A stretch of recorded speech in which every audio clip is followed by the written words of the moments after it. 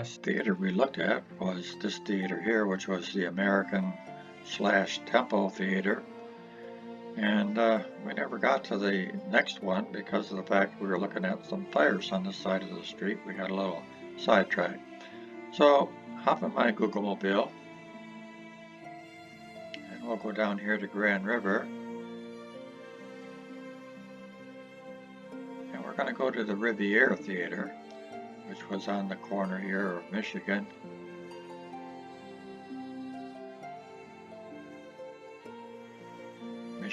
and Grand River. I say Riviera Theater because that's what my generation remembers it as. At one time or another, it was called the Grand Riviera instead of just the Riviera. It was called the Regent Theater, and it was called the Bijou Theater. When I was researching this video, I, of course, going through the newspaper archives, and I have to go through like hundreds of pages of newspaper to find something that would pertain to the video and that I would want to share with you. But occasionally you find a little nugget, and sometimes that leads you to a bigger nugget. And so this is the little nugget I found.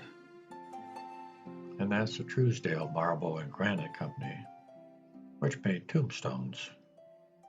It said that this marble granite plant was located where the Grand Riviera Theater is today. Of course, back then it would have been today. And I come across this. The plant burned in 1911. Now that's interesting. What's more interesting is it says along with several other stores. So that means it was a big fire. So this little nugget here might turn into a bigger nugget, which is what it actually did. I thought if I look through enough papers, I'll find the actual fire. And I did. And here's what I found. Great fire in heart of city. Early morning blaze gets beyond control and sweeps away some of Port Huron's oldest and largest business concerns before it is stopped. Loss into thousands. Firemen working like Trojans managed to save entire business sections from destruction by the flames. Beard and Campbell are the heaviest losers. It goes on to list the businesses and approximate losses that they suffered. This paper's a little hard to read, so I'm going to read some of these for you, and I'll give you some of the highlights of the paper, but I'll scroll in case you want to read every word. Beard and Campbell suffered the biggest loss at $70,000. Now keep in mind, like I said before, that $1,000 back then would be like almost $30,000 today, so a big loss. Truesdale Marble Works, that's where the theater would be later on, $10,000. Levine's Junk Store, that's where the fire started, $1,500. Smith Brother Grocery, that was inside the Union Hotel. And then we had also Gus Fenner's saloon, that was also inside the Union Hotel. And they listed those losses. And then they had the Union Hotel itself, which suffered a loss as well. But mostly just smoke and water at the hotel. It goes on to say, one of the most destructive fires that has visited in Port Huron for many years occurred early this morning, burning and destroying nearly all of the buildings and stores that occupy the southern section of the block bounded by Michigan, Butler, and Broad Street and Huron Avenue. Today that would be McMorran and Grand River, Huron Avenue, and Michigan Street. It goes on to talk about the Union Hotel where the guests were sleeping at the time, and the night clerk went and waked them all up. They had the time to get their clothes on and take their luggage and vacate the premises. The old Grebe homestead on Michigan Street, which stood close to Beard and Campbell, was next to get his share of the fire. It's burning like a piece of paper. It was a wooden structure and was used as a storehouse by Smith Brothers Grocery Store. It also contained about $600 to $800 worth of candy, owned by Carl Eichenhorn. From there, the flames touched the rear part of the Smith Brothers Grocery Store, but this got pretty well under control by the firemen, but not until water had done its share of the damage to all the groceries. The front part of the store was also soaked. The firemen had no sooner emerged from their work on this store than the report of falling walls attracted the attention of the spectators who thronged the scene at this early hour.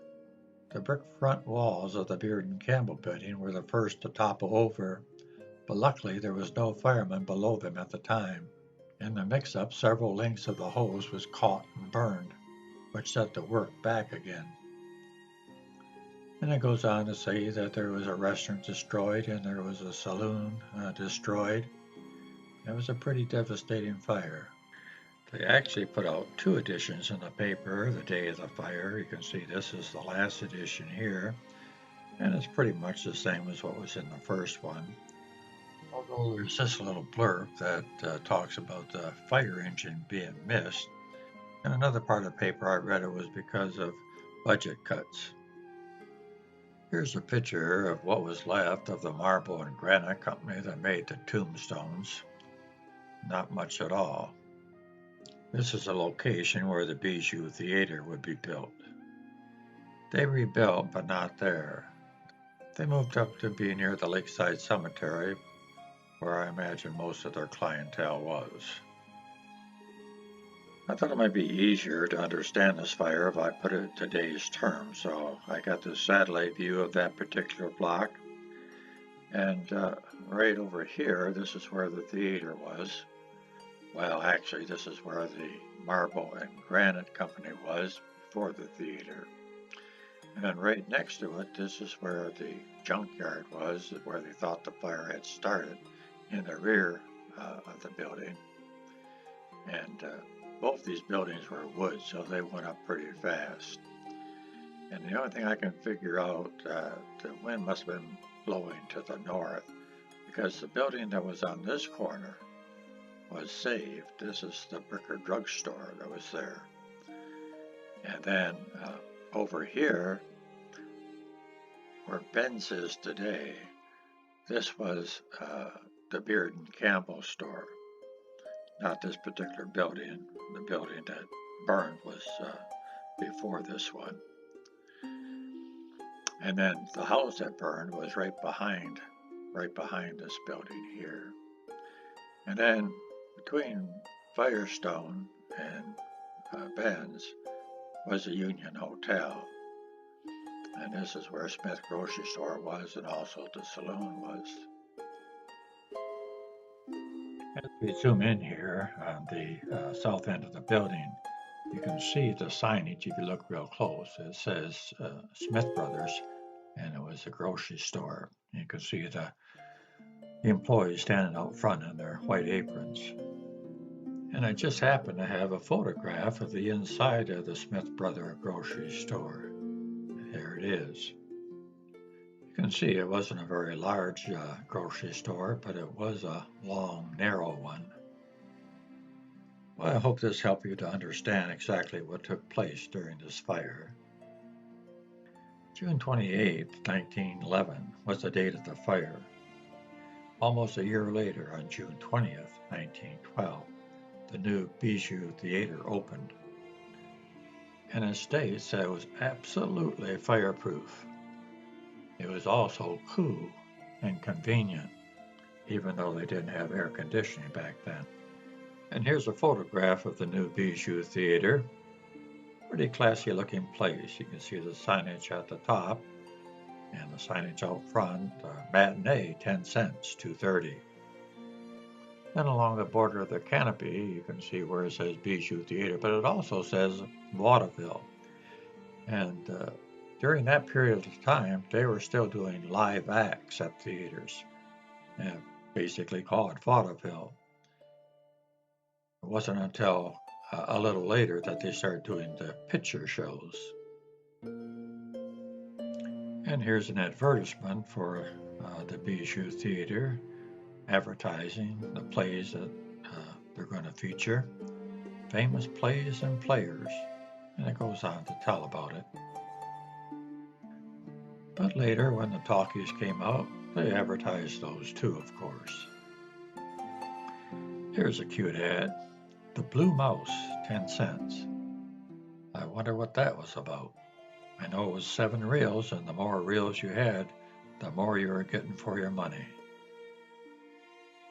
In the early part of the 1900s, Poirier and Times Herald had a section called At the Theater. It would tell a little bit about each film that was playing at the theater in Port Huron. And this is one of the entries they had for the Bijou Theater. And as you can see from this article here, they also had wrestling matches at the Bijou. But eventually the Bijou fell on hard times. You can see from this advertisement, it says that this theater will open hereafter on Saturday and Sunday only. The Bijou closed in 1919. The theater was owned by Detroit investors, and in 1920 this article appeared in the Port Huron paper. Bijou Theater, taken over by Port Huron men. It was closed for quite a while, and it was reopened in 1920 with new management. And here's the opening ad. The Bijou Theater lasted until the early 1930s, and once again it changed management and the name. It was now going to be called the Regent Theater. I don't have a photo of when it was a Regent Theater. I have a couple things here that I found. The first one here is a ticket that also seems to double as a lottery of some sort, allowing you to have the best seats in the house. Whether they're free or not, I don't know. And here we have a coupon for the ladies that will allow you to see any matinee except Sundays for $1. And in this ad here, they have the same coupon. Matinee for ladies, 10 cents. And we'll close out the Regent portion of this with a couple more ads. The Regent was there during the 1920s and maybe a couple years into the 1930s. But after that, they changed management again, and they changed the name again to the Grand Riviera. And we do have a photograph of this theater, Grand Riviera, and some fellows having some fun on their bikes in front. Also there on the left, you can see the Smith Brothers restaurant, as well as their bakery, at least part of it. I did find a couple of things on this theater as well.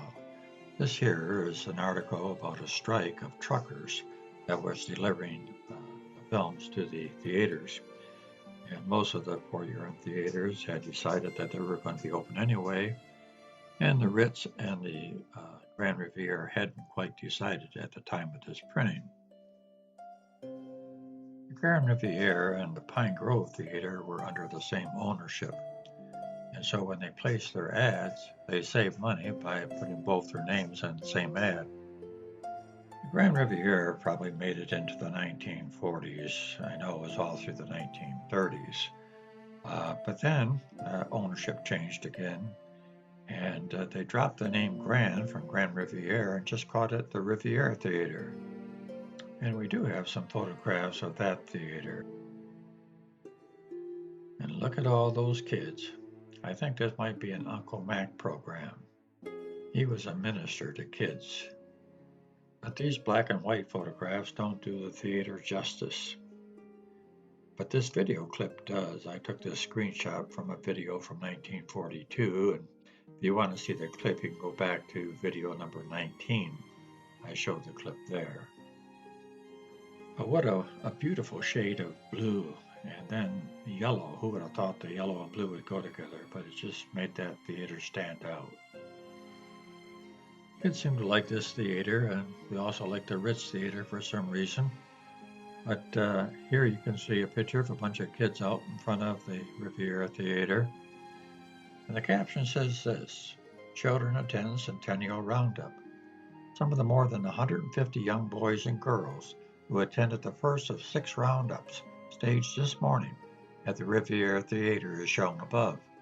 The roundups are sponsored by the Gospel Rescue Mission to entertain youngsters during the Centennial festivities and will feature magic shows, tricks, contests, and prizes.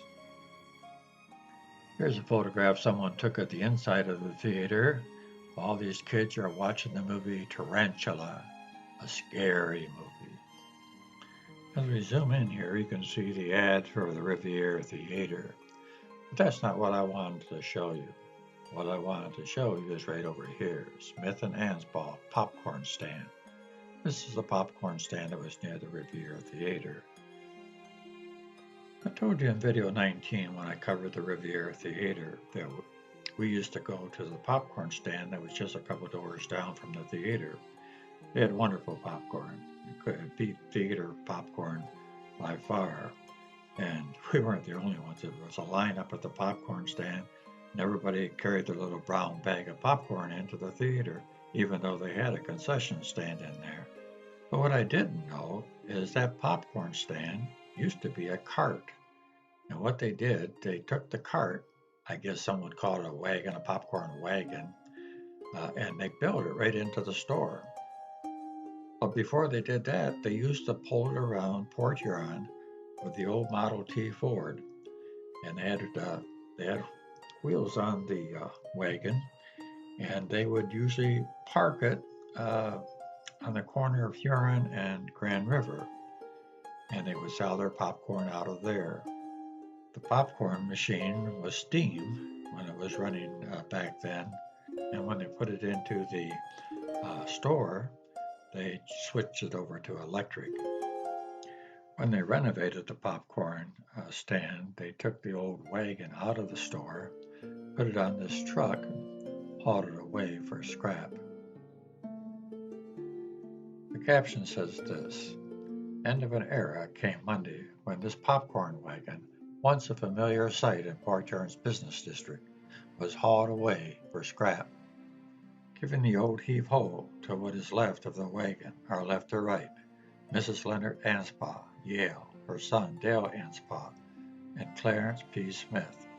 Mrs. Anspaugh will be a partner with Mr. Smith in an enlarged store."